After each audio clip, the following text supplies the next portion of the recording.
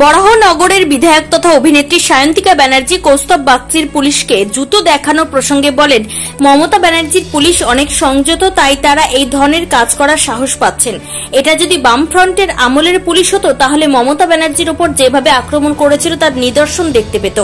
অভয়ার মায়ের ওপরে পুলিশের লাঠি চালানোর প্রসঙ্গে সায়ন্তিকা বলেন, এই ঘটনার এখনো পর্যন্ত কোনো প্রমাণ পাওয়া যায়নি। অভয়ার মৃত্যুতে আমি সমব্যথী ও শোকাহত, কিন্তু যেভাবে কালকে আন্দোলনের নামে পুলিশের ওপর আক্রমণ করা হয়েছে সেই ঘটনার তীব্র নিন্দা করেছেন তিনি। তারা যে ব্যবহারটা পুলিশের সাথে করছে, এবং আমি একজন পুলিশ ফ্যামিলিরই মেয়ে, আমার বাবা 35 বছর পুলিশে চাকরি করেছেন, তো এটা আমার জন্য ভীষণ বেদনাদায়ক।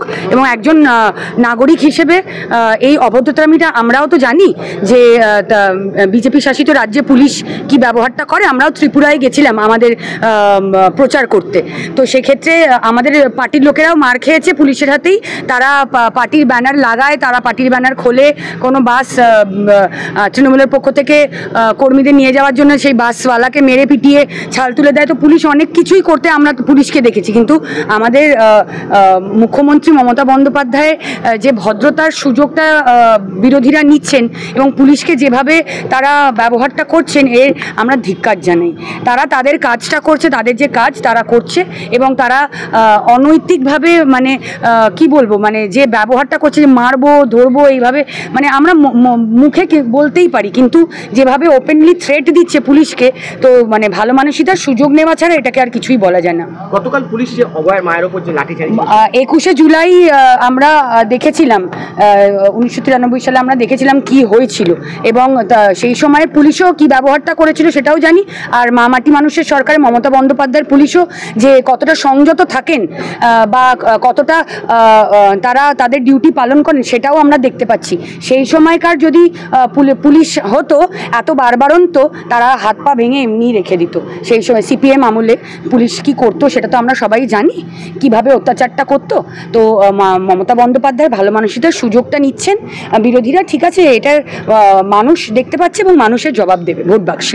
মা বাবার উপরে কালকে আক্রমণ হলো, পুলিশের লাঠিবাজ অভিযোগ করা হচ্ছে। না, আমি এই বিষয়ে আমি কোনো মন্তব্য করব না, কারণ অবশ্যই আমাদের যারা মানে দলীয় মুখপাত্ররা রয়েছেন তারা বিস্তারিতভাবে বলেছেন যে কি বিষয় এবং কি আশঙ্কা আমাদের পক্ষ থেকেও করা হয়েছিল, যে তার উপরে একটা টার্গেট নিয়ে বিজেপি যা কিছু করতে পারে। বিজেপি এখন দেওয়ালে পিঠ থেকে গেছে, বিজেপি এখন যা কিছু করতে পারে, তাদের পায়ের তলায় মাটি নেই, তারা খুব ভালোভাবে জানে। এবং যে অসভ্যতামিটা তারা বাংলা ও বাংলা ভাষার উপরে করছে, বাঙালিদের উপরে করছে, এর জবাব মানুষই দেবে, বাংলার মানুষই ভোট বাক্সের মাধ্যমে দেবে। এবং অভয়ার মা বাবার বিষয়ে অবশ্যই আমরা সবাই ব্যথিত, এবং তারা সন্তান হারা হয়েছেন, এবং অবশ্যই আমরা সেই ইমোশনটাকে ডেফিনেটলি আমরা সেটা হয়তো বুঝতে পারবো না, মা বাবার যায় ব্যথা তো কেউ বুঝতে পারেন না, কিন্তু এখন যে চিত্রটা আমরা দেখতে পাচ্ছি সেটাতে অনেকের মনেই আমাদের সেকেন্ড থট আসছে, যে কিভাবে কাদের দ্বারা পরিচালিত হচ্ছে এই পুরো বিষয়টা, সেটা আমাদের খুব প্রশ্নচিহ্ন আছে। গতকাল যে অভয়ের মা মার খেয়ে, তার জন্য আপনি ব্যথিত? না, মার খেয়েছে, কারা মেরেছে, কি হয়েছে সেটা তো আমরা কেউই জানি না এখনো। একজন কারুর কিছু রাজনৈতিক মানে প্রতিহিংসার ভিত্তিতে যদি কেউ কোনো কথা বলে প্রেসকে বা প্রেসের সামনে, সেটা তো অবশ্যই আমাদের একটা যুক্তি লাগবে বা আমাদের এভিডেন্স লাগবে, বা কোনো ক্যামেরায় ধরা পড়েছে কিছু, সেটা তো আমরা দেখলে তখন আমরা বুঝতে পারবো। এখন অত মানুষের ভিড়ের মধ্যে তারাও তো লাথি মেরেছে পুলিশকে, তারাও তো মেরে মাথা ফাটিয়ে দিয়ে রাস্তায় ফেলে দিয়েছে পুলিশকে। কে কাকে মেরেছে সেটা তো এখন না দেখলে আমরা বোঝাটা মুশকিল না।